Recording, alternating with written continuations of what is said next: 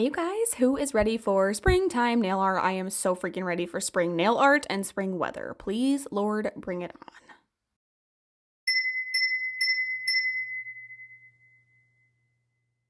So these are the three nail designs that I'm going to quickly talk you guys through today. I just had a little bit of fun today with some nail art, some springtime nail art. We got some stamping, we got some water slides. So let's go ahead and get into the first nail. I'm gonna start with this pink one. The color is Strawberry Bubblegum by Cocoist. I have been loving these gel colors. I picked up a bunch of new colors for spring and I have been loving them. I have the brush that I like to use for these. I have it linked in the description box down below just so you guys know what brush this is. It's my favorite. I like a rounded brush. It just makes it a lot easier to get up in that cuticle area. Most people's cuticles are pretty rounded shaped. Some people do have a little bit more squared off cuticles, but it's pretty common to have, more of a rounded one. So I just do 2 thin coats of that gel color, top it off with my favorite matte top coat, which is by Beetles.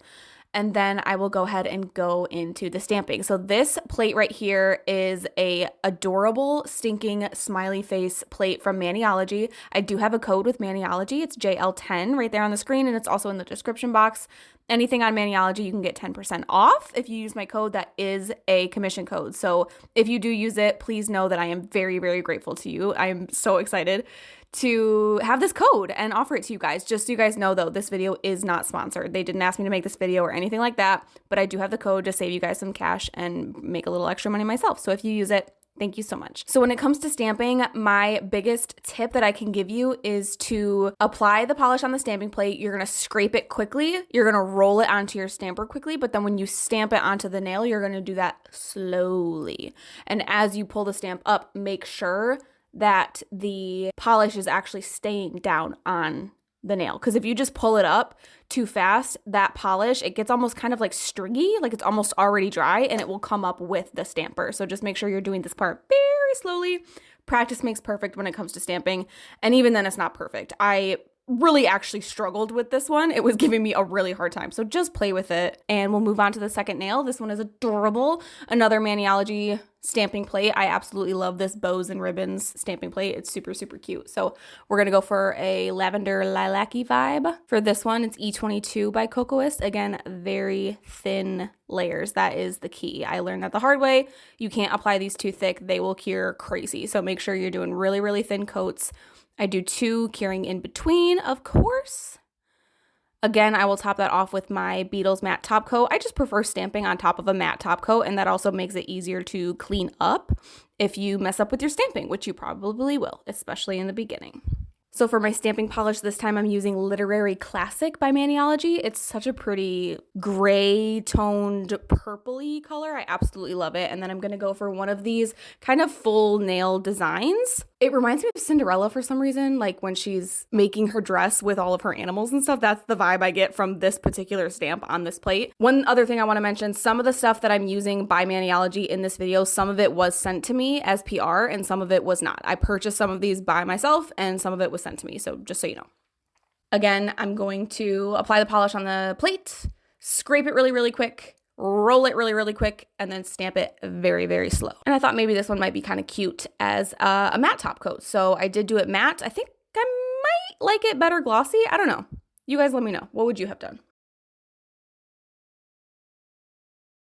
And nail number 3, of course, I can't lie, this one is my favorite. I recently learned a new way to use water slides and I wanted to try it. And now this really does, this technique of applying water slides definitely takes a minute to get the hang of. And that's really what I was doing today, was kind of playing around with this technique. I'm going to use a stamper. It's so cool. I saw it on Lights Lacquer, that Instagram account. They're always featuring artists using water slides using this technique. So we'll get into that. This is the color Soda Cream, again by Cocoist. Such a pretty pale baby blue. Perfect for spring, perfect for if you're welcoming a baby boy. It is like the perfect baby boy blue. Really quick, I just wanted to show you, this was my biggest hang up with these potted gels, was cleaning my brush. The Cocoist brush cleaning gel is a life changer. It's basically gel, but it doesn't have any photo initiators in it, so it's not going to cure if you get it, too close to the light or whatever, but it kind of helps keep some gel in your brush. That way it's not drying out and impossible to bend and use. It loses all its flexibility when it starts to dry out. So that's why I love these brushes as well, because they have caps. So I will smoosh my brush around in the cleaning gel and then squeegee it out with just like a lint-free wipe and leave a little bit in there so it's nice and conditioned under that lid, and then pop the lid on and you're good to go. So here's the water slides I'm using. These are from Etsy, and I think they're so pretty. They're perfect for spring. I'm using a little lip gloss disposable applicator to dip in some water and then rub along the back side of the water slide.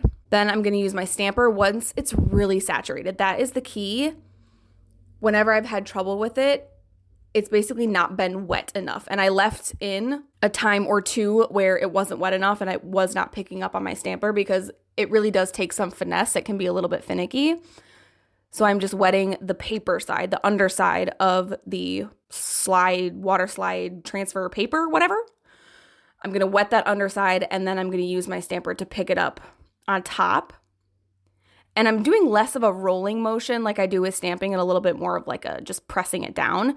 And I did learn by the end of this nail, I did learn that you can kind of like, see that time you saw it kind of slid a little bit along the paper. You just have to kind of finesse it to get it to transfer onto your stamper. But I like doing it this way because you can see through a clear stamper and you can see exactly where you're placing it. And I prefer water slides to stickers because in self-adhesive stickers and decals, it's very easy to see, or it can be very easy to see the outline. When you use a water slide, it's a lot more seamless looking. And you can see in my water slide paper there, you can see how I used to do it, which was a little bit more like a temporary tattoo where you would just, cut a chunk out of it. And then of course you have to wrestle with an itty bitty little piece of paper. You can dunk it in water until the white paper part of it slides away. But then the problem I would always run into would be the image itself folding over on itself, and it's nearly impossible to get it back and lay flat and onto the nail. So while this method does take a little bit of practice and a little bit of finesse, I do think I prefer it.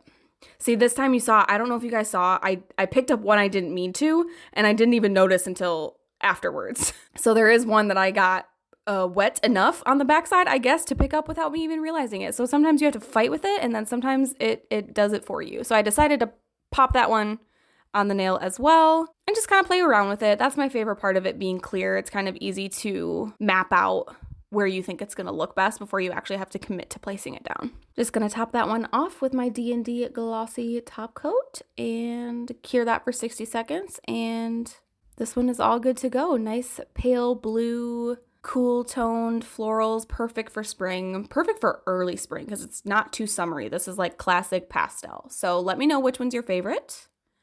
I really hope that you guys enjoyed today's video. If you did, please give it a thumbs up. Make sure that you're subscribed so you don't miss any future videos of mine, and I will see you guys next time.